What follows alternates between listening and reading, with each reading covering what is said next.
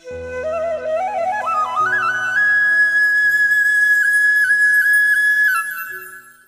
देखिए, राम नाम के जप से आपके जीवन के कौन से दिक्कतें दूर हो सकती है? क्या राम के नाम के जप से ही जीवन में सचमुच चमत्कार हो जाता है? ये जानते हैं पंडित जी, क्योंकि आज काल चक्र मुझे लगता है आप सबके लिए बेहद ही महत्वपूर्ण है, क्योंकि आज पंडित जी दशहरे के मौके पर आपको राम के नाम का महत्व बताते हैं, क्योंकि ये सब हम जानते हैं कि राम के नाम का कितना महत्व है। लेकिन आज पंडित जी आपको ये समझा रहे हैं कि राम बस नाम लेना ही आपके जीवन को बदल देता है। पंडित जी बताएं। देखिए, अपने दर्शकों को बताना चाहूँगा कि आज का जो पर्व है ये सनातन धर्म का दूसरा पर्व है।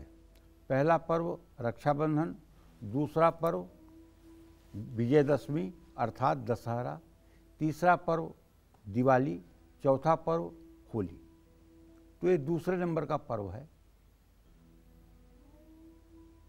राम का नाम लेते ही मन मस्तिष्क में एक बात आ जाती है, वो ये कि राम नाम अन्याय पर न्याय के जीत का पर्याय है। अन्याय पर न्याय के जीत का पर्याय है।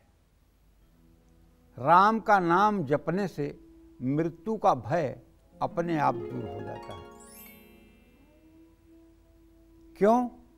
क्योंकि जो व्यक्ति राम नाम के भजन में निमग्न हो जाता है उसके अंदर दैवीय गुण प्रकट होने लगते हैं। इसी बात को गीता के 16वें अध्याय में पहले, दूसरे और तीसरे श्लोक में भगवान श्री कृष्ण कहते हैं, अभयम सत्व संशुद्धि ज्ञान योग व्यवस्थिति दान दमश्च यज्ञश्च स्वाध्याय तप आर्जवम अहिंसा सत्यम क्रोधो शांतिपैशुनमेव च दया भूते स्वलोलुप्तम हिर्मार्दवचरापलम तेज क्षमा धृति शौचो द्रोहो नातिमानिता भवेद संपदम दैवी अभिजातस्य भारत।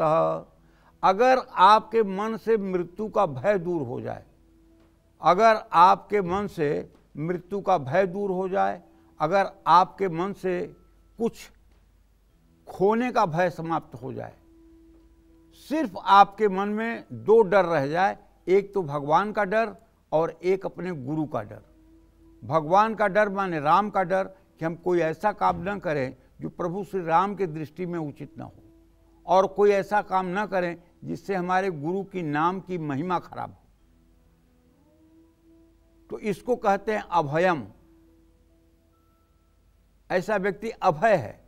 और जो हर समय मरने के लिए डरता है, जो हर समय इस बात से डरता है कि मेरी ये चीज़ खो जाएगी, मेरा ये पद चला जाएगा, मेरी ये प्रतिष्ठा खत्म हो जाएगी, तो वो जीते जी भी मरे हुए के ही समान है, क्योंकि वो सुख में भी सुख का अनुभव नहीं कर सकता। तो इसलिए जो दैवी संपदा के 26 गुण श्रीमद् भगवद गीता में बताए गए हैं, वही बात यहाँ रामचरितमानस में भी गोसाई जी कहते हैं। जब राम नाम के जप से मृत्यु का भय दूर होता है, राम नाम जपने से व्यक्ति को पापों से मुक्ति मिलती है, राम नाम जपने से व्यक्ति को सुख की प्राप्ति होती है, राम नाम जपने से व्यक्ति को हर क्षेत्र में सफलता मिलती है, राम नाम जपने से व्यक्ति को बीमारी से छुटकारा मिलता है, राम नाम जपने से व्यक्ति निडर बनता है, राम नाम जपने से व्यक्ति भय और डर से मुक्त हो जाता है, राम नाम जपने से धन धान्य की प्राप्ति होती है, और राम नाम जपने से आर्थिक तंगी से छुटकारा मिलता है, राम नाम जपने से हनुमान जी की कृपा प्राप्त होती है, राम नाम जपने से शत्रुओं से मुक्ति मिलती है, राम नाम जपने से व्यक्ति को मानसिक शांति मिलती है, राम का नाम भगवान शिव को परम प्रिय है, राम का नाम जपने से शरीर में स्फूर्ति और सकारात्मक ऊर्जा बढ़ती है। राम के नाम के जप का इतना प्रभावशाली और शक्तिशाली महत्व है कि इसको शब्दों में नहीं कहा जा सकता। इसका निरंतर जप करने से शरीर में गर्मी बढ़ती है। जो लोग बुरी संगत में हैं और उससे निकलना चाहते हैं तो राम नाम का निरंतर जप करें। फिर एक बार कहूँगा, राम नाम मणि दीप धरु जीह देहरी द्वार, तुलसी भीतर बाहरऊ जौ चाहत उजियार। कलयुग में तो राम नाम ही एक आधार है।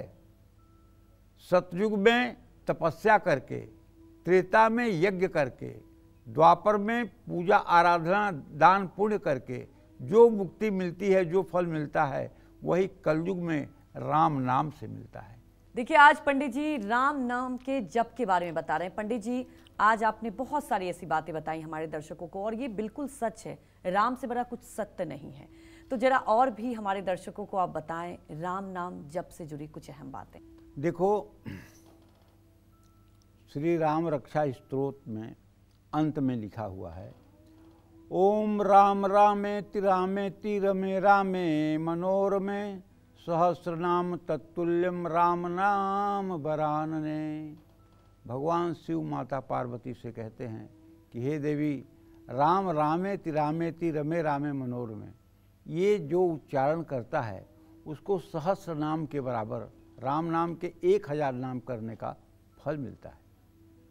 प्रभु श्री राम के राम रामेति रामेति मंत्र से जुड़ी एक दिलचस्प कहानी, पौराणिक कथा के अनुसार, एक बार भगवान शिव भोजन के लिए माता पार्वती को बुला रहे थे, लेकिन माता ने कहा कि अभी वह विष्णु सहस्र नाम का पाठ कर रही हैं, इसलिए उन्हें देरी हो जाएगी। इस बात पर महादेव ने पार्वती जी से कहा कि हे पार्वती, राम रामेति रामेति का जप करो। इस मंत्र का जप करने से विष्णु सहस्र नामावली के जप के बराबर आपको फल की प्राप्ति हो जाएगी। कहते हैं प्रभु श्री राम के इस मंत्र का जप करने से मन प्रसन्न हो जाता है और भीतर एक शांति अनुभव होती है। साथ ही सभी बुरी शक्तियों का नाश हो जाता है। जानते हैं, जब राम नाम अंदर जाता है तो शरीर के अंदर काम, क्रोध, मोह, लोभ, मद, मत्सर, ये जो 6 विकार इस शरीर को किडनैप करके, अपहरण करके, इस जीव को अपहृत करके बैठे हुए हैं, वो सब के सब कहाँ भाग जाते हैं पता नहीं चलता।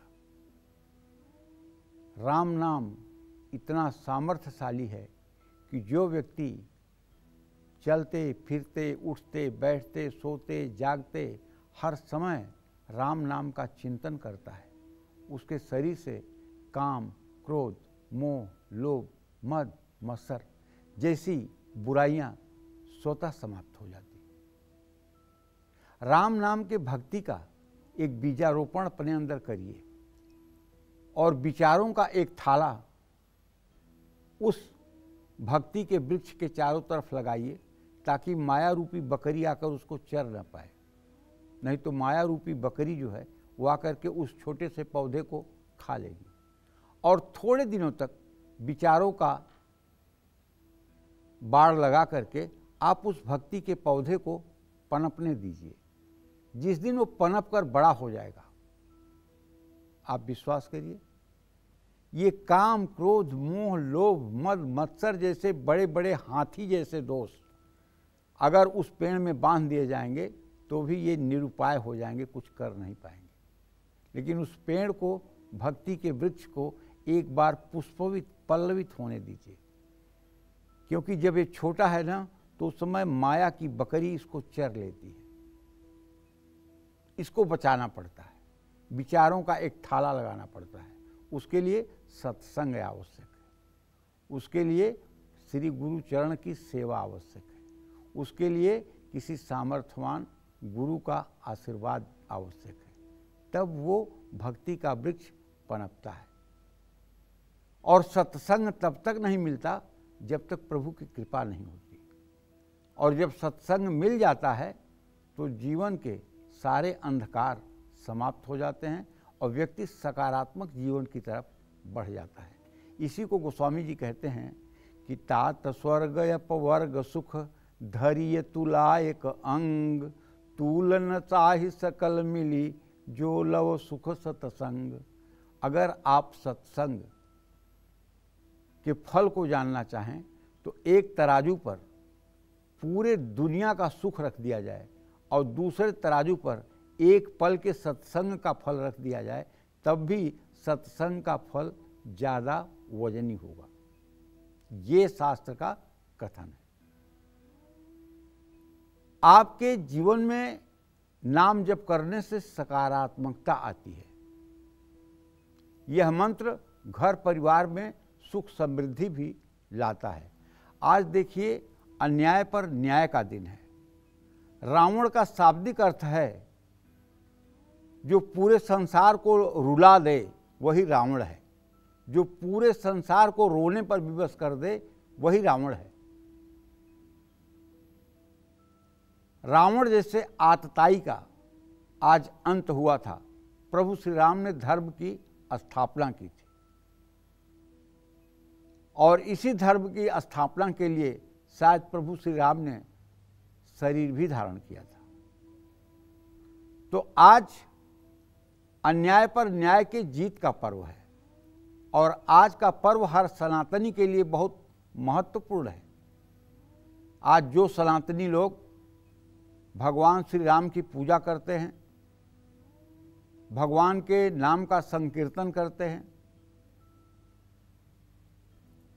और यथासंभव जरूरतमंदों में कुछ दान करते हैं और अपने घरों में यदि शस्त्र है तो शस्त्र की पूजा करते हैं, तो निश्चित रूप से ऐसे लोग